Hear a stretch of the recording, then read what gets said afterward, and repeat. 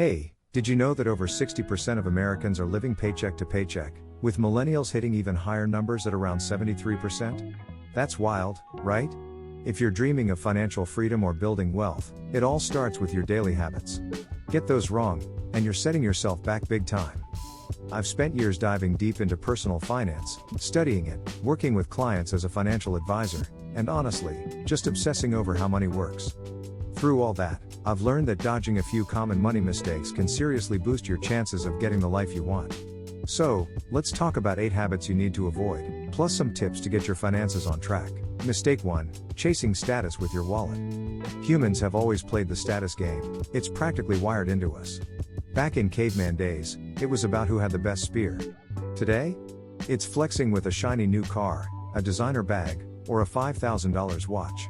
Don't get me wrong, some people genuinely love the craftsmanship of a luxury item, but let's be real, most folks are just trying to signal I've made it. Take SUVs, for example.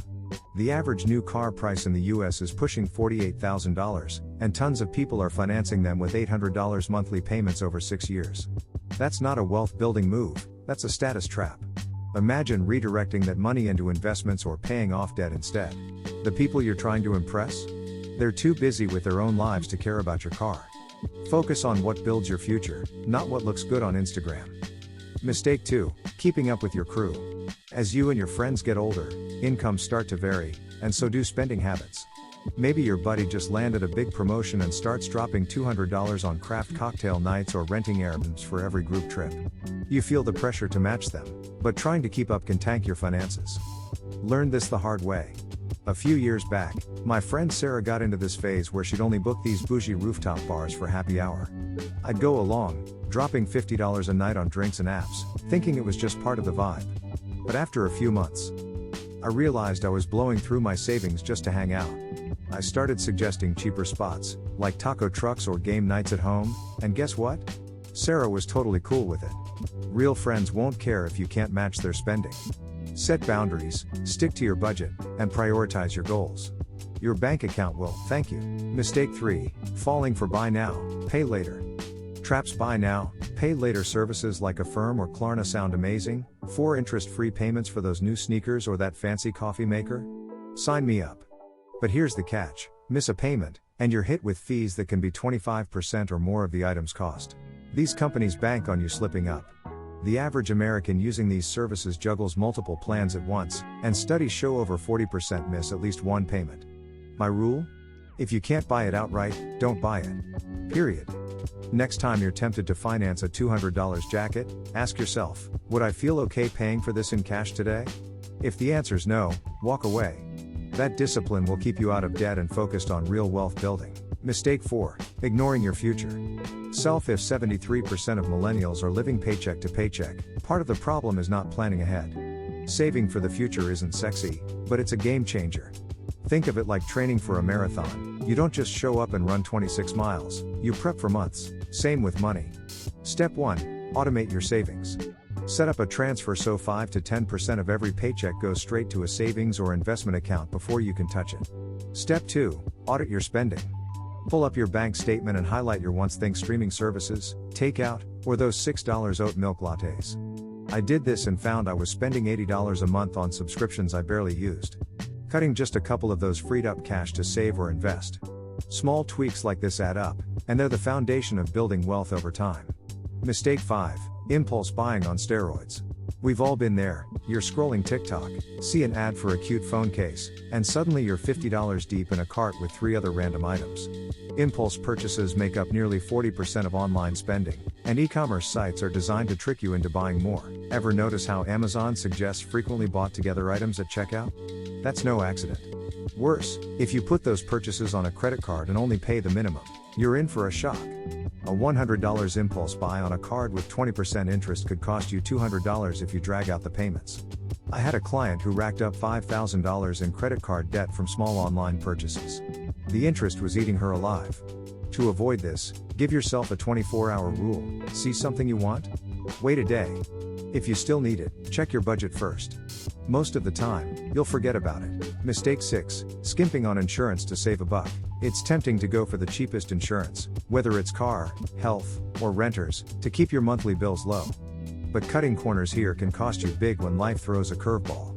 I had a friend, Mike, who opted for the bare minimum car insurance to save $30 a month. Then he got into a fender bender, and because he didn't have collision coverage, he was stuck paying $4,000 out of pocket for repairs. Ouch. Same goes for health insurance. Choosing a high deductible plan might seem smart until you're hit with a $10,000 hospital bill you can't cover. The fix? Shop around for insurance that balances cost and coverage. Look at what's actually protected. Does your renter's insurance cover theft or natural disasters? Does your car insurance include roadside assistance? Spending a little more now can save you from a financial disaster later. Review your policies yearly to make sure they still fit your needs. Mistake 7. Not having an emergency fund. Life is unpredictable. Your car breaks down, your dog needs surgery, or you lose your job. Without an emergency fund, you're one bad day away from racking up debt. About 60% of Americans can't cover a $1,000 emergency without borrowing, which is a scary place to be. I learned this lesson when my laptop died right before a big work deadline. I had to put a new one on my credit card because I didn't have cash set aside, and it took months to pay off.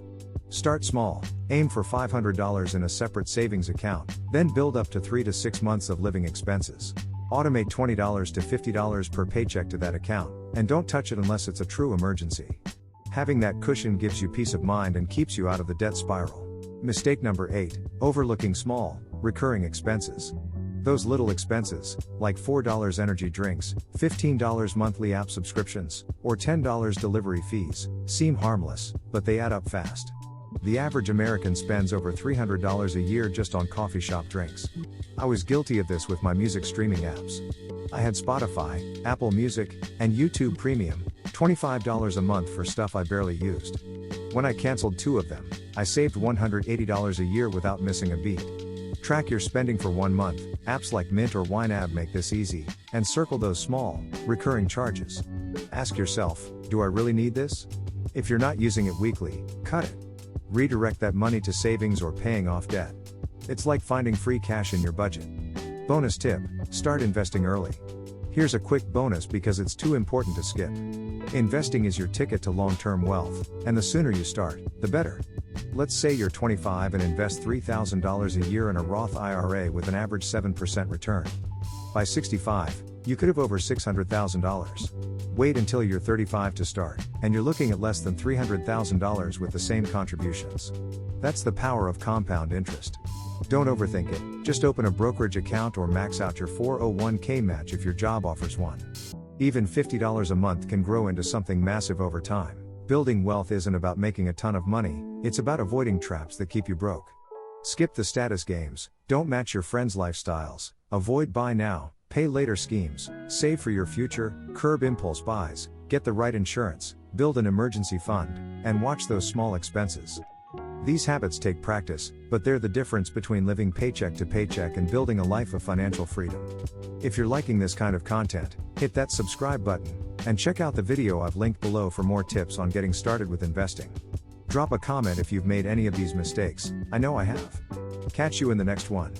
Peace.